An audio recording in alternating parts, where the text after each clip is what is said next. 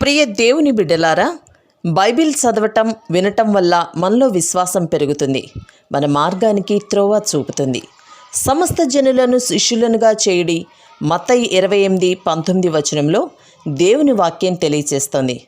Telugu బైబిల్స్ను RRK మూర్తి గారు research చేసి విశ్లేషణ చేసిన బైబిల్లోని ప్రతి అధ్యాయాలను వచనాలను వరుస క్రమంలో అనగా ఆదికాండం నుండి ప్రకటనా గ్రంథం వరకు ఇవ్వబడుతుంది.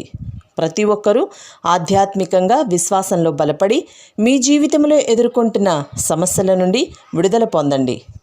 ప్రతి ఒక్కరూ మీ దీవెన టీవీని సబ్స్క్రైబ్ చేసి ఈ వాక్యాన్ని లైక్ చేసి మీ మిత్రులకు బంధువులకు షేర్ చేయండి. దేవుని సువార్తను ప్రకటింపబడుటలో మీరు పాలిభాగస్తులు కండి. ప్రియ శ్రోతలు, ఈరోజు మన పాఠం హోషేయ గ్రంథం 12వ అధ్యాయం. జాగ్రత్తగా వినండి. దేవుని ప్రజలైన ఇశ్రాయేలీయులలో మోసము వంచన మరీ ఎక్కువవుతూ ఉంటే దేవుడు చూచి ఎంతో బాధపడుతున్నాడు. ఇశ్రాయేలు, యూదా ఈ రెండు రాజ్యాలు రాను రాను ఆధ్యాత్మికంగా క్షీణిస్తున్నాయి. యూదా దక్షిణ రాజ్యం, ఇశ్రాయేలు అంటే ఉత్తర రాజ్యం. ఇశ్రాయేలు జాతి యాకోబుతో మొదలైంది. యాకోబు చరిత్రను దేవుడు వీరికి జ్ఞాపకం చేస్తున్నాడు. యాకోబు వంచనా శిల్పమే పారంపర్యంగా అతని వంశీకులకు సంక్రమించింది. ఆదికాండం 25వ అధ్యాయం 26వ వచనం, అతణ్ణి తల్లి కన్నప్పుడే ఏమి జరిగింది? కాన్పులో అతని సహోదరుడు బయటికి వచ్చినప్పుడు అతని చెయ్యి ఏశావు మడిమను పట్టుకొని ఉంది. గనుక అతనికి యాకోబు అని పేరు పెట్టబడింది. అంతేకాదు, యాకోబు దేవునితో పోరాడాడు. ఆదికాండం 32వ అధ్యాయం 22 నుండి 32వ వచనం వరకు అతడు యబ్బోకు రేవు దాటిపోయాడు.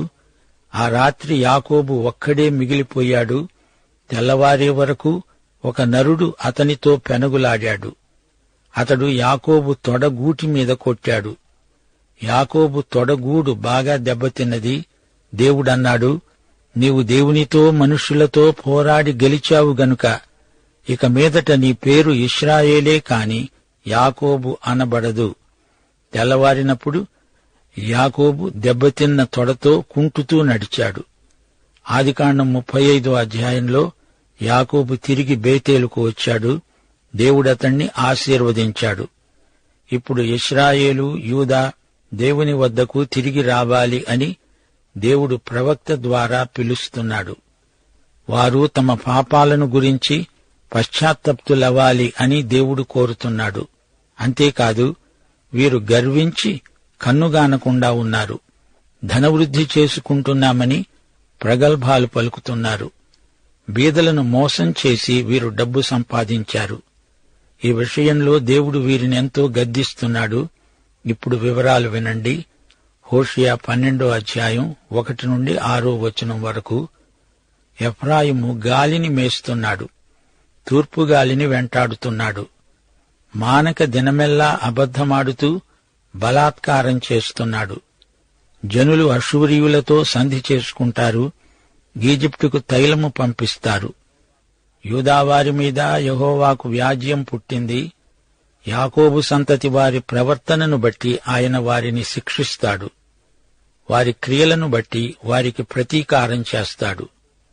తల్లి గర్భమందు యాకోబు తన సహోదరుని మడిమను పట్టుకున్నాడు. మగసిరిగలవాడై అతడు దేవునితో పోరాడాడు. అతడు దూతతో పోరాడి జయమొందాడు. అతడు కన్నీరు విడిచి అతన్ని బతిమలాడాడు. బేతేలులో ఆయన అతనికి ప్రత్యక్షమయ్యాడు. అక్కడ ఆయన మనతో మాట్లాడాడు. యెహోవా అని, సైన్యములకు అధిపతి అయిన యెహోవా అని ఆయనకు జ్ఞాపకార్థ నామము. కాబట్టి నీవు నీ దేవుని తట్టు తిరగాలి. కనికరమును న్యాయమును అనుసరిస్తూ ఎడతెగక నీ దేవుని యందు నమ్మిక ఉంచు. శ్రోతలు వింటున్నారా? ఇశ్రాయేలుపై దేవుని తీర్పు ప్రకటించబడుతోంది.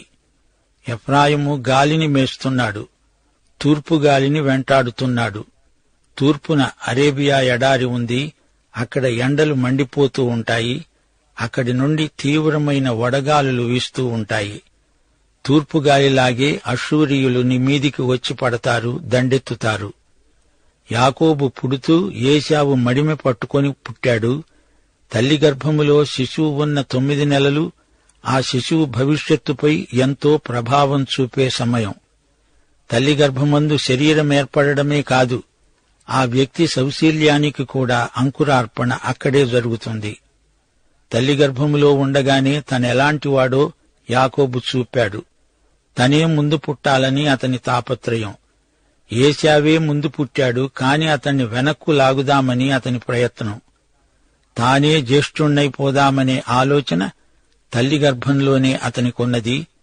పుట్టుకలో అన్నతో పెనుగులాడాడు. అయితే పెనూయేలులో దేవుడు యాకోబుతో పెనుగులాడవలసి వచ్చింది. తాను యాకోబును ఆశీర్వదించాలంటే అతడు లోబడాలి. యాకోబు గెలిచాడా అంటే గెలిచాడు అంటున్నాడు దేవుడు. అతడు మగసిరి గలవాడై గెలిచాడు. దేవునితోనే పోరాడి గెలవడానికి అతడేమన్నా మేటి వస్తాదా? కాదు. దేవుని చేతిలో అతడు కుప్పకూలిపోయాడు. తుంటినరం తెగింది. కాని యాకోబు గెలిచాడు. యాకోబు గెలుపులోని రహస్యమిదే. దేవుని చేతిలో దెబ్బతిని దేవుని కాళ్లమీద పడ్డాడు. అదే అతని విజయం. ప్రియశ్రోత, నీవు దేవునితో పోరాడుతున్నావా? నీవు గెలవాలంటే పూర్తిగా దేవునికి లొంగిపోవాలి. యెహోవా అనేది దేవుని పేరు. ఆయనే ప్రభువు. ఈ నామము జ్ఞాపకార్థముగా యాకోబుకు ఇవ్వబడింది. దేవుడంటున్నాడు, ఇదే నా నామధేయం. ఇదే పేరుతో నీవు నన్ను తెలుసుకుంటావు. నేను సైన్యములకు అధిపతినైన యెహోవాను. నేను సజీవుడను. దేవునిది స్వయం ప్రత్యక్షం. ఆయనను తెలుసుకోవడానికి మనకు విగ్రహాలు అక్కర్లేదు. ఆయన నామమే ఆయనను ప్రత్యక్షపరుస్తుంది. ఇశ్రాయేలు ప్రజలలో పరివర్తన రావాలి. వీరు చెప్పింది చేసి చూపాలి.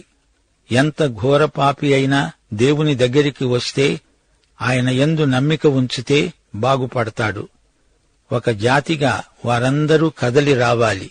7వ వచనం, ఎఫ్రాయిము వారు కనానీయుల వర్తకుల వంటి వారై అన్యాయపు త్రాసును వాడుక చేస్తారు. బాధ పెట్టాలి అనే కోరిక వారికుంది. నేను ఐశ్వర్యవంతుడనయ్యాను, నాకు బహు ఆస్తి దొరికింది. నా కష్టార్జితములో దేనిని బట్టి శిక్షకు తగిన పాపము నాలో ఉన్నట్లు ఎవ్వరూ కనపరచలేరు అని ఎఫ్రాయిము అనుకుంటున్నాడు. అయితే ఈజిప్టు దేశములో నుండి మీరు వచ్చినది మొదలుకొని యెహోవానైన నేనే మీకు దేవుడను. నియామక దినములలో మీరు డేరాలలో కాపురమున్నట్లు నేనిక మిమ్ములను డేరాలలో నివసింపచేస్తాను. ప్రవక్తలతో నేను మాట్లాడాను. విస్తారమైన దర్శనాలను నేనిచ్చాను. ఉపమాన రీతిగా అనేక పర్యాయములు ప్రవక్తల ద్వారా మాట్లాడాను. నిజముగా గిలాదు చెడ్డది, అక్కడివి వ్యర్థములు. గిల్గాలులో జనులు ఎడ్లను బలులుగా అర్పిస్తారు. వారి బలిపీఠాలు దున్నిన చేని గనిమల మీద ఉన్న రాళ్ల కుప్పల వలె ఉన్నవి. యాకోబు తప్పించుకొని సిరియా దేశములోనికి పోయాడు. భార్య కావాలని ఇశ్రాయేలు కొలువు చేశాడు. భార్య కావాలని అతడు గొర్రెలు కాచాడు. ఒక ప్రవక్త ద్వారా యెహోవా ఇశ్రాయేలీయులను ఈజిప్టు దేశములో నుండి రప్పించాడు. ప్రవక్త ద్వారా వారిని కాపాడాడు. ఎఫ్రాయిము బహుఘోరమైన కోపము పుట్టించింది గనుక అతన్ని ఏలినవాడు అతడు చేసిన నరహత్యకై అతని మీద నేరము మోపుతాడు.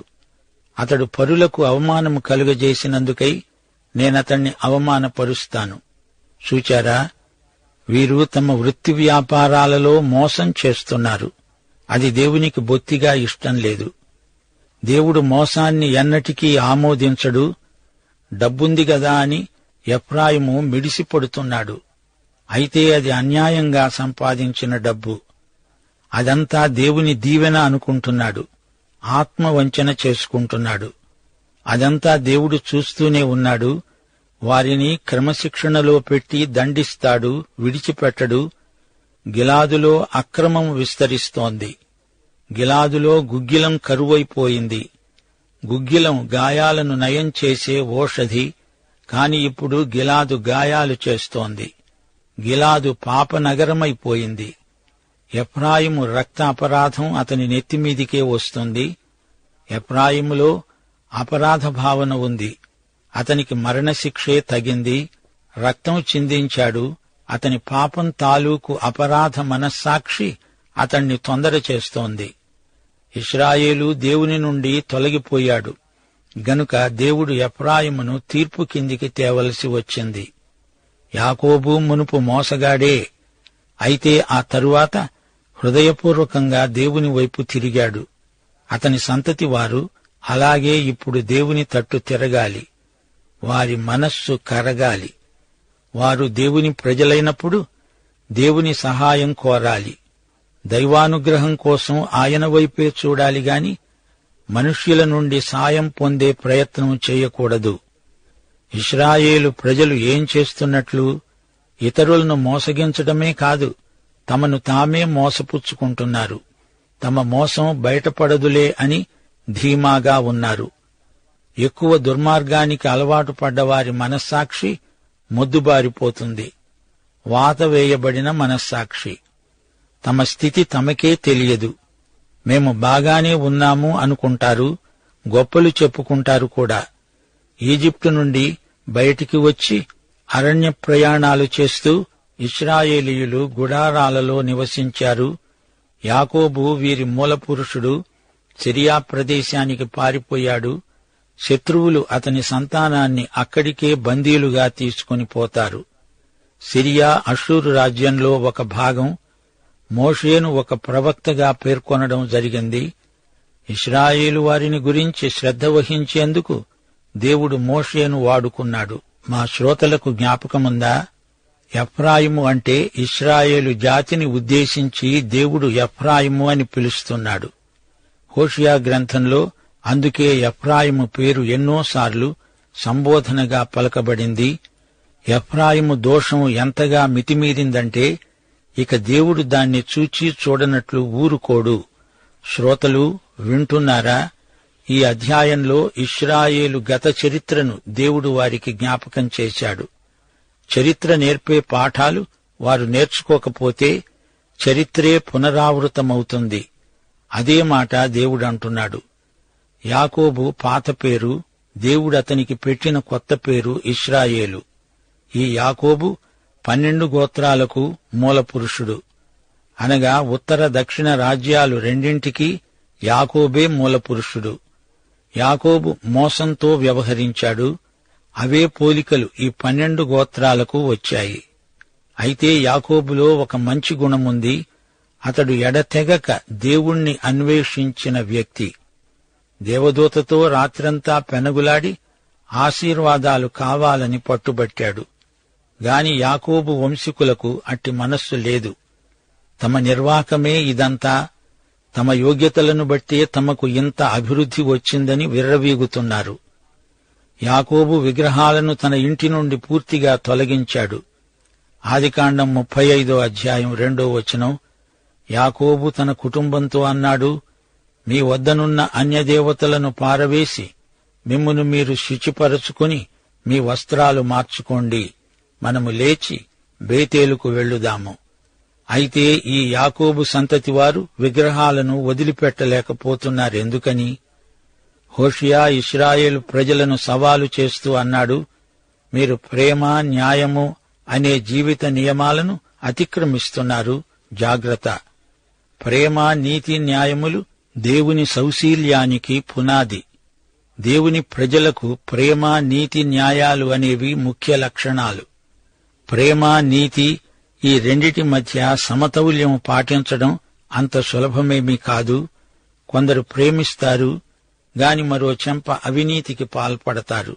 కొందరు నీతి న్యాయాలు పాటిస్తారు గాని వారిలో కనికరము, ప్రేమ అసలు ఉండనే ఉండవు. న్యాయశీలం లేని ప్రేమ ఆధ్యాత్మికంగా భక్తి ప్రమాణంలో దిగజారిపోతుంది. అటివారు పాపబంధకాలలోనే ఉండిపోతారు. ప్రేమ లేని న్యాయం కూడా విశ్వాసిని ఆధ్యాత్మికంగా బలహీనపరుస్తుంది. హృదయంలో కాఠిన్యం ఎక్కువవుతుంది. అటివారు దేవునికి దూరమైపోతారు. ఈ రెండిటిలో ఏ ఒక్కటి లోపించినా సాక్ష్యం బలహీనమవుతుంది. నాడు నేడు ఈ జీవన సూత్రాలు మారనివి.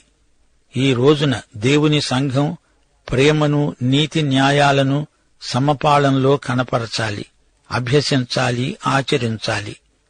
హోషియా ప్రవక్త కాలంలో ప్రజలలో యథార్థత లోపించింది, విశ్వసనీయత అడుగంటిపోయింది. ధనధాన్యాలు చూచుకొని గర్విస్తున్నారే కాని దేవుడు వారిలోని ఈ పాపాన్ని చూచి అసహ్యించుకుంటున్నాడని వారు గ్రహించలేకపోయారు. ఆర్థికంగా తమ అభివృద్ధి ఆశీర్వాదమనే భ్రమలో వారున్నారు. అన్యాయార్జితమైన ధనం పాపం అని చూడలేకపోయారు, గర్వాంధులయ్యారు. మన విజయాన్ని దేవుడు ఎలా అంచనా వేస్తాడు? లోకమును జయించే విజయం మన విశ్వాసమే. మనము విశ్వసనీయులమై ఉండాలనే దేవుడు మనల్ని పిలిచాడు. మన ధనధాన్య సమృద్ధి కంటే మన శీల సంపద ఆయనకు ముఖ్యం. చాలామంది ధనవంతులు సగర్వంగా చెప్పుకుంటారు, మేము స్వయం కృషితో పైకి వచ్చాం. అలాగే కొన్ని రాజ్యాలు, జాతులు ప్రగల్భాలు పలకటం మామూలే. తమ శక్తి సామర్థ్యాలు, తమ తెలివితేటలు చూసుకుని చాలామంది బడాయిలు చెప్పుకుంటారు. అయితే దేవుడు వీరి అవివేకానికి నవ్వుతున్నాడు. తమకు అన్నీ ఉన్నాయి గనుక దేవుడితో పనేమిటి అనుకుంటారు. ఈ ఆస్తిపాస్తులు, ఇల్లు వాకిలి, పొలం బుట్ర అన్నీ అంతా మాదే అనే స్వాతిశయంతో వారెవర్నీ లెక్క చెయ్యరు. మాకిష్టం వచ్చినట్లు బ్రతుకుతాము, మాకు తోచినట్లే మా ఐశ్వర్యాన్ని వినియోగించుకుంటాము అంటారు. ప్రియశ్రోత, నీ అవకాశాలు, శక్తి సామర్థ్యాలు, నీ వనరులు అన్నీ దేవుడిచ్చినవే. ఆయన నుండే నీకు ఇవన్నీ సంక్రమించాయని నీవు కలలో కూడా మరచిపోకూడదు. నీది పవిత్రమైన గృహ నిర్వాహకత్వం. నీవు నీ దేవునికి సరైన లెక్క అప్పగించాలి. సంవత్సరానికొకసారి పర్ణశాలల పండుగ వస్తుంది. గతంలో ఇశ్రాయేలీయులు 40 ఏండ్లు అరణ్యయాత్ర చేశారు. దేవుడు వారిని కాపాడాడు. దాన్ని జ్ఞాపకం చేసుకోవడానికి ఇశ్రాయేలీయులు పండగ చేసుకుంటారు. పర్ణశాలల్లో, గుడారాల్లో ఉంటారు. దేవునికి కృతజ్ఞతాస్తుతులు సమర్పిస్తారు. ద్వితీయోపదేశకాండం 1వ అధ్యాయం 19 నుండి 21వ వచనం వరకు.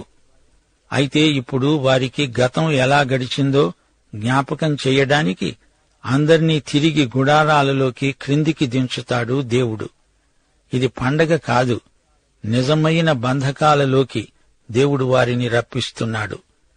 దేవుడు వారిపై తీసుకున్న కఠిన చర్య ఇది. ప్రవక్త ద్వారా దేవుడు మాట్లాడుతూ అంటున్నాడు, మీరు ఒకప్పుడు ఎలాంటి సంక్షోభంలో ఉన్నారో జ్ఞాపకం చేసుకోండి. ప్రస్తుతం మీ సమృద్ధి కారణం మీ స్వయం కృషి కాదు, దేవుడు మీ పట్ల చూపుతున్న కృప మాత్రమే. అలనాడు మోషే మిమ్ములను ఏ విధంగా ఈజిప్టు నుండి వెలుపలికి నడిపించాడో మరిచిపోయారా? ఇశ్రాయేలీయులారా, ఇప్పటికైనా మీరు పశ్చాత్తప్తులై నా వద్దకు వస్తే ఎంత మేలు అంటూ దేవుడు మాట్లాడుతున్నాడు. శ్రోతలు, ఇశ్రాయేలు వారి చరిత్ర నుండి మనం కూడా ఎన్నో పాఠాలు నేర్చుకోగలం. దేవుడు తీర్పు తీరుస్తాడు. ఆయన తీర్పు న్యాయసమ్మతమైనది. అయితే ఆయన కనికరము గల దేవుడు. తీర్పు ప్రవచనాలతో పాటు దేవుని క్షమాపణ ప్రవచనాలు కూడా సమానాంతరంగా మనతో మాట్లాడతాయి. ఇశ్రాయేలు యొక్క జాతీయ పాపాలు, దేవుని తీర్పు, దేవుని ప్రేమ, దేవుని పునరుద్ధరణ మొదలైన అంశాలను హోషియా గ్రంథంలో మనము వివరంగా విన్నాము. దేవుని వద్దకు మరలి వచ్చిన పశ్చాత్తప్తులకు దేవుని కృప సమృద్ధిగా లభిస్తుంది. ఆయనను ప్రేమిస్తున్నావా అనేది ముఖ్య ప్రశ్న.